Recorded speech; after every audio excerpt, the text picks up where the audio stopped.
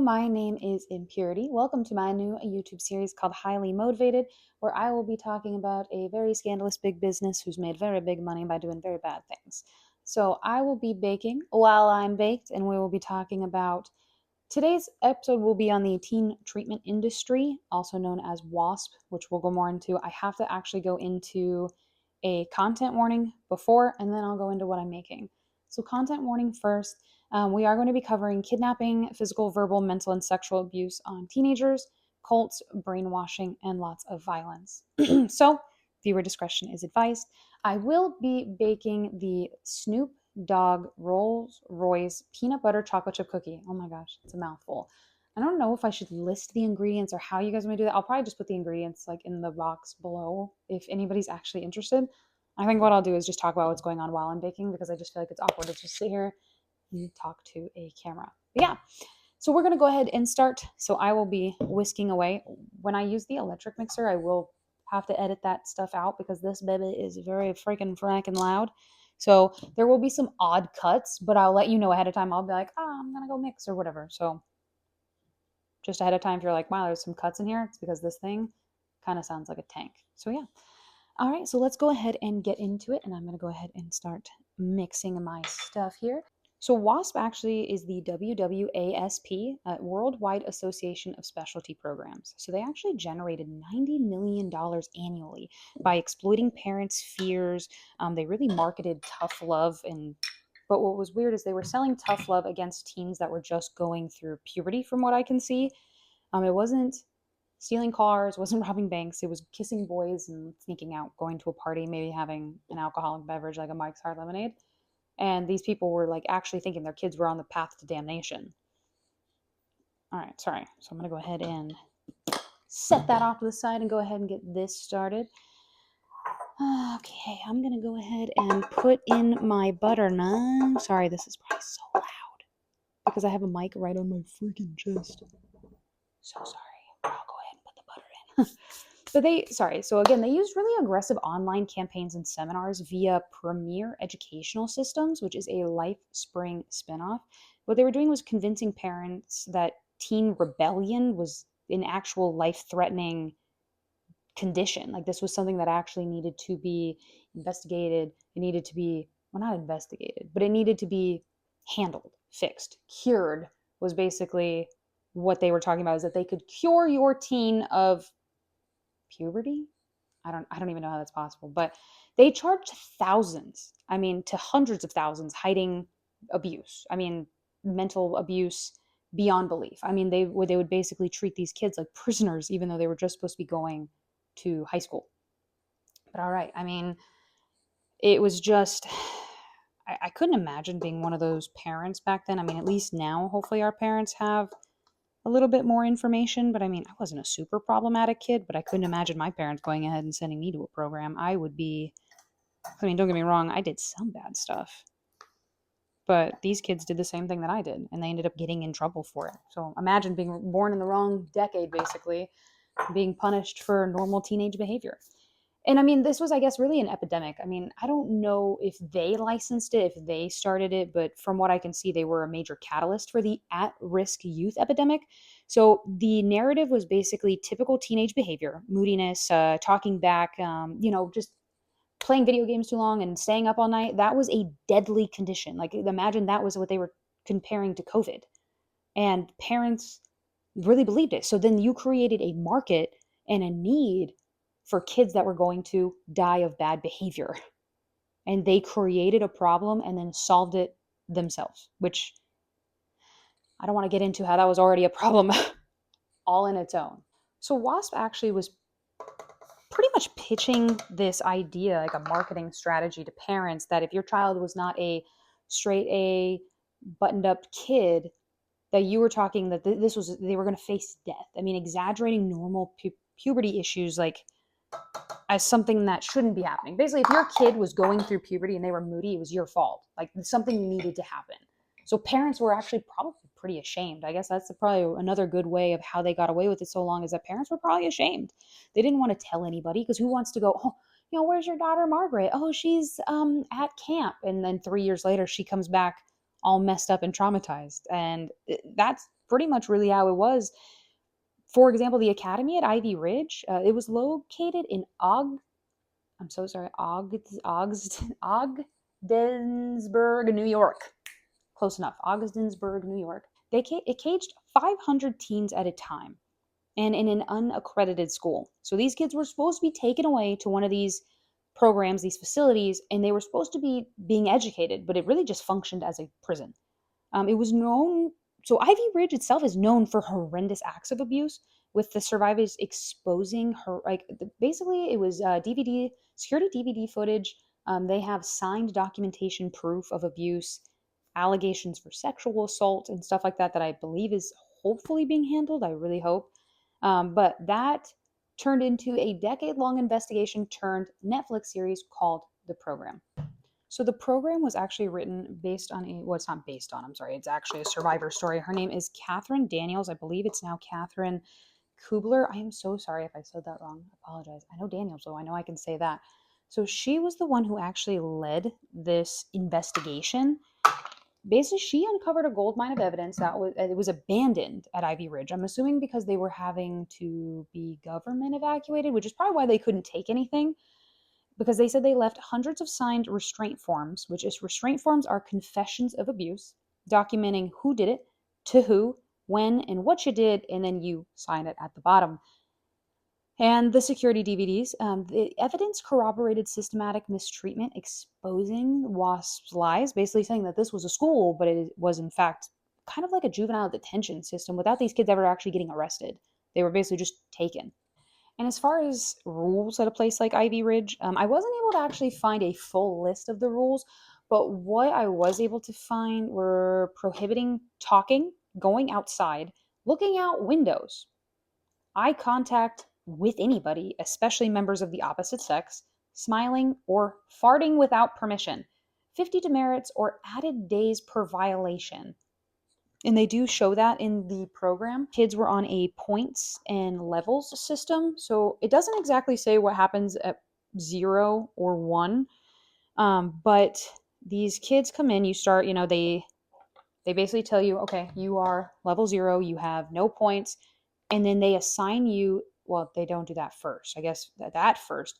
They do your process of intake. So they go over your level 0, and then I'm assuming they go over what the rest of your levels are, because at level 2 you earn a candy bar twice a week.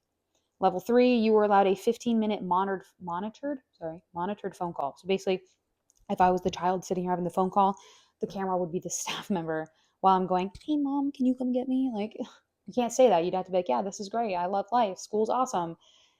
Realistically, that's not how it is. But the tough love was there. It was being sold to protect them, but these rules actually just crushed their individuality. I mean, not only that, big parts of learning how to develop, because a lot of people learn how to be normal humans because you went to high school. You learn how to fight with people, how to navigate with disagreements with adults. I mean, everything happened. Like, your major developmental process happens in high school, and these kids were stripped away of anything that would be remotely similar to socialization for teenagers. And I mean, it was in a nightmare intake process. Your first day involved strip searches, usually by untrained staff, and a lot of the times they were done by men.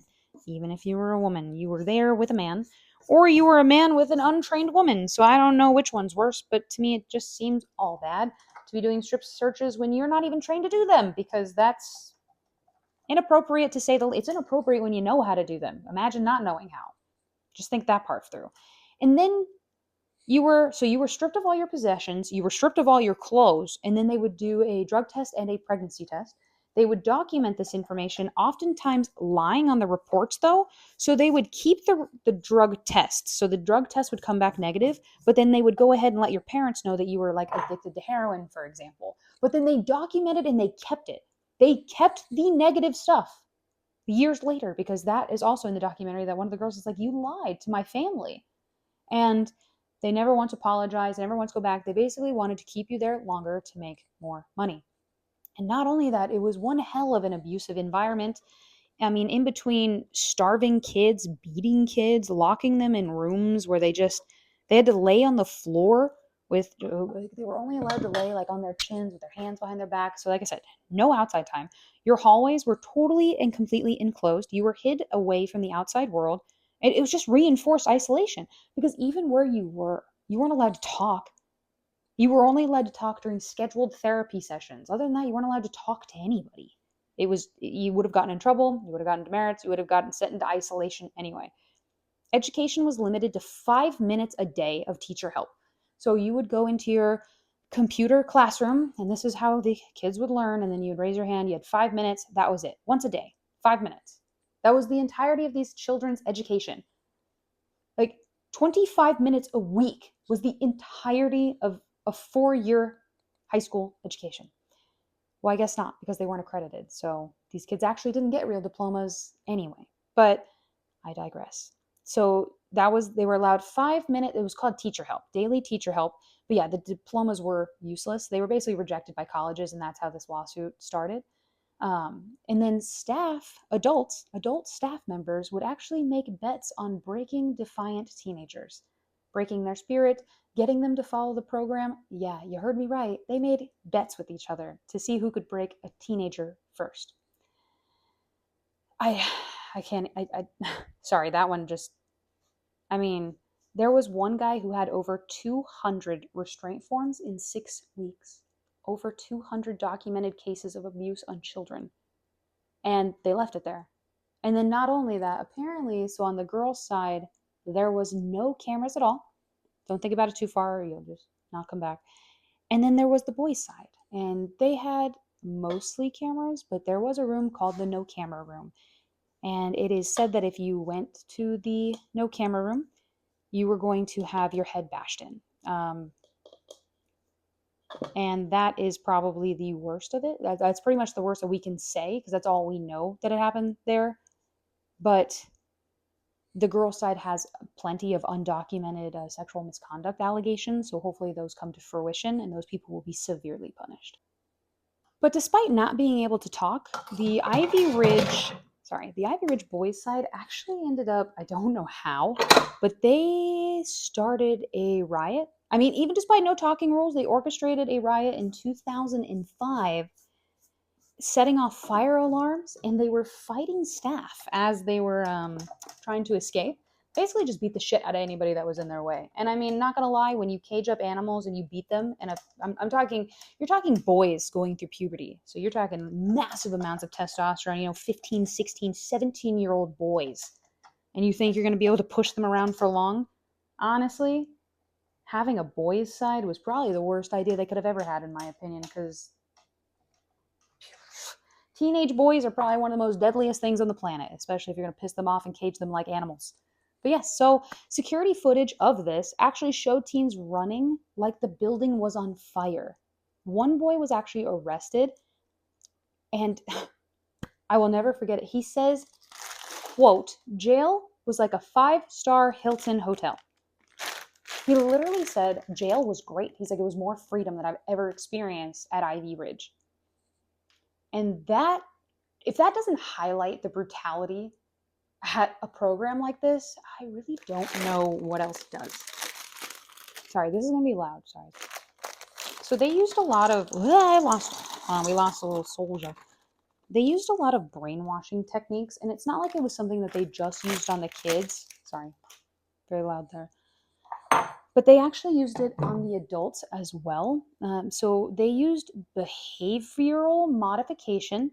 It was more like, well, that's what they'd call it, but it was more like cult-like brainwashing via large group awareness training, otherwise known as LGAT, LGAT. They held these seminars every 4 to 6 weeks at every single WASP location, and they lasted 2 to 4 days. So teens, the people who were actually forced to be there, they endured 8-hour daily sessions of crawling like babies, dancing erratically, and using towels wrapped in duct tape. They basically would have to sit on the floor on their knees and just swing until they were exhausted. And then, of course, once you break them through to exhaustion, it makes them feel like they had an epiphany, and then you're hoping to break their spirit. And if it doesn't break their individuality, then they go to something called Breakpoint, which is exactly what it sounds like. It is a punishment program used basically to crush defiant teens. And they would, you'll have to watch the documentary if you want to know what they go through in Breakpoint, but it's pretty disgusting as far as stuff. I mean, what they do to adults. So we'll talk about that. I don't care what they do to the adults. The teenagers is the worst, but the parents faced seminars as well, mostly with cross dressing and photographed cross dressing. So I'm not going to lie to you. If I was a big bad business, I'm using that for blackmail because I'm going to go, child abuse. Do you want to lose your big, cushy, comfy office job when I show them that you are wearing a leather skirt and a bra? Yeah, Mr. Jane, or not Jane, but it'd be John Doe. Like, I'm sure you don't want to go into work and then me blast these pictures and you get fired. But yes, I suspect they were used for blackmail. And what was the downfall of WASP, you might ask? Well, that 10-year documentary, The Ivy Ridge Riot, fueled a 2006 class action lawsuit with over 350 plaintiffs. Took 10 years, but still, I mean, it is at least something.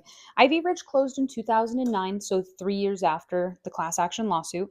Other facilities, including Casa by the Sea, Tranquility Bay, were shut down for abuse. And the founder, Robert Litchfield, he actually claimed that WASP was done. He claimed it was over with, that they were done, that they had closed all of their facilities. But realistically, yeah, he's a fucking liar. They just rebranded. WASP ended in 2010, but the industry rebranded. Basically, they're still targeting desperate parents to this day, which in my opinion is just so sad because it's like, how the freaking frack did these people, like, how are you still getting away with this to this day? But here's the part that I really wanted to go over. What is the cost of a program like WASP or like any, because they called them programs and they were across the, apparently they were in multiple countries. I don't know exactly which countries because like I said, the information is few. It's kind of hard to find every facility, and plus I'm sure a lot of them want to keep this stuff quiet. But programs such as the Academy at Ivy Ridge, they were notoriously expensive. I mean, they were sold as like prestigious future boarding schools. They exploited I mean, like super high tuition fees, because that's how they ended up with their $90 million revenue annually, by the way. But the detailed breakdown, so general cost for the program, let's see, charged parents anywhere between $30,000 and $50,000 per year per child. And some people had multiple kids in these programs. So we're talking $60,000 to $100,000. But yeah, and it also depends on the facility and the duration and additional services. So if you actually end up getting transportation services, and boy, if you want to know what those are, if you are too afraid to bring your child to a facility, parents can go ahead and hire two men in a black van and decked out in all black to come and handcuff your child in the middle of the night from their bedroom and take them to one of these facilities so you don't have to be the bad guy. But of course, I mean, they definitely, it's basically kidnapping services. And they say that those, so if you, it says some sources report costs as high as $72,000 a year, and that would be including transportation services. So there was actually a report from waspsurvivors.com, WWASP survivors.com, and there was an article from the New York Times. They confirmed tuition ranged from $2,500 to $6,000 per month. Sorry, I hit my mic. That equates $30,000 to $72,000 yearly. I mean, that to me, like, how do normal people even afford this type of stuff? But I guess, like, if it's your kid's life, I mean, these parents were probably taking out second mortgages. I mean, they're doing whatever they can because you're telling people that their kids are going to die. Because I think I would have done the same thing. You know what I mean? If somebody's telling me you got to pay XYZ to save your family, I'm going to do it too. But the specifics were as far as, let's see, Academy and Ivy Ridge. So it looked like they were mostly 50,000 to 72. I don't know. It looks like they could have also paid 40. So I don't know. But they had enrollment fees. So you paid your 40 to $72,000 a year, but when they first start, you have to pay about it said $3,500 to $4,000 for monthly fees.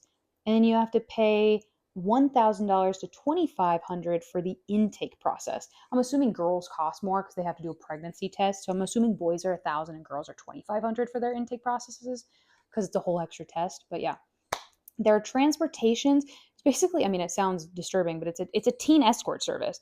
That was about, it says for the two men in the van, because I guess there was other people doing it, but that ranged from about $1,500 to $3,000. And then the seminars cost parents $1,000 to $2,000 per session. So they added thousands annually on top of what you were already charged to send your kid to one of the most fucked up prisons on earth. Yeah. So WASP's model was really built on financial exploitation, doing everything they could to prolong the stay of these children. They were tying the release of children with compliance to the program and on top of inflating costs. So they would charge you more. I'm assuming if your kid had to stay longer, they would probably sell extreme programs. I mean, I wouldn't put it past them. It's all speculation. But you're talking some parents had to pay more than others and things like that. So there had to be some hidden fees somewhere. But parents were pressured to keep their children enrolled as quickly as possible. Basically, if you wanted to take your kid out early, you were manipulated by the same people who were manipulating your children, telling you that you're a bad parent, saying if you take them out early, you're just going to let them continue this downfall of, behavior, and your kids are going to die and it's going to be your fault because you're a bad parent. And they were trained. They basically would have scripts in like packets. So if parents were like, well, what about abuse? They would say, oh, well, we're not going to believe your children about you abusing them if you stop believing your kids that we're abusing them too. International facilities like Casa by the Sea or Tranquility Bay, I mean, you're talking in Mexico. I don't exactly know. I know Casa by the Sea was in Mexico. That was an expensive one as well, and they got shut down and sent over to Ivy Ridge. So they had to actually share their facility with the WASP program from Mexico. And these costs really highlight greed. I mean, just overall relentless, endless greed, charging enormous fees for a prison, not a school. I mean, they delivered abuse instead of education. $50,000 a year for a fucking candy bar and a beating. I'm sorry, a candy bar twice a week. What a deal, guys. What a deal. $50,000. You can have your ass beat and a Three Musketeers and maybe a Kit Kat 4 days later. But I just have a question. Would you guys, I mean, I watched the series and a lot of it went through these people, just these kids trying to talk to their parents. Me personally, I don't think I would ever forgive my parents for sending me to a program like that. I don't know how you could. I hope these survivors are able to. I don't know about me personally though. But like I said, I mean, I really hope that these survivors find the peace that they need to move on past this. Because like I said, they missed so many vital points of adolescence. I mean, you're talking growing up, going through puberty, being a teenager, all of those things were missed out on because they were in prison. And now you have to turn around and heal what has happened to you. You're healing trauma in your 20s. And then in your 30s, you're acting like you're 16. Like, I don't know. It's really sad to think about. But if I could, I would love to give them one of these. Because, I mean, for me, chocolate chip cookies are like home. These are peanut butter chocolate chip cookies. But I wish I could give one to every single one of those kids who were given abuse under WASP or any of their freaking fracking programs. But I do want to try this cookie now that I'm with you guys. Oh. Yeah. Like and sub if you enjoyed this. I'm going to keep doing more. If you have any comments, I don't love criticism, but only because I'm a perfectionist. But I would love to work on whatever you guys tell me to. That is so good. But I think staying informed and aware is our best weapon against something like this and preventing it. Or if it is still going on, hopefully ending it. But thank you guys so much if you've made it this far. These cookies are fantastic, by the way. I will put the recipe in the box. I love you guys. Stay vigilant. Wow! So there was actually the no way, this thing just died. What? No. No. I was about to freak.